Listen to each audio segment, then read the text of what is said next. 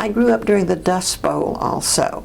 I think the Dust Bowl had a lot of effect, because I remember those black rolling clouds that came in from the northwest. You knew it was coming, and there wasn't a whole lot you could do to protect yourself. We hung wet sheets over doors and windows and put tubs of water below the sheet to keep the sheet wet, to try to block some of the dust. And after it had passed, we had to wash every dish, every pot and pan. Wow. Change the bed linens, because the dust was everywhere. You kept a wet washcloth over your nose and mouth so you could breathe, because everything turned black. How long did those last?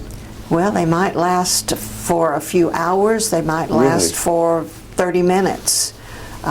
There was no prediction, but when it was over, the window sills would be stacked up with an inch of dust that had just come in around the windows. Wow. And you literally couldn't be outside. No, oh no.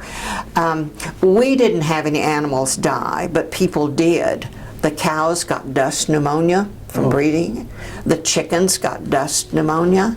And people did too. Now, no one in our family did, and we didn't lose any animals. The first shelter belts were planted very close to where I lived.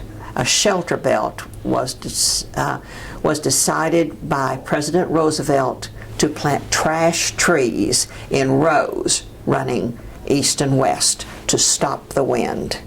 Did it help? And it did. Wow. Those shelter belts are still there. Most of them have fallen down because these were trash trees in the 1930s. But they grew fast and they grew thick. We had them on all our farms. The first one was about 3 miles from where our house was, the very first one that was planted by the WPA and the CCC boys. They came in and planted those trees by the thousands.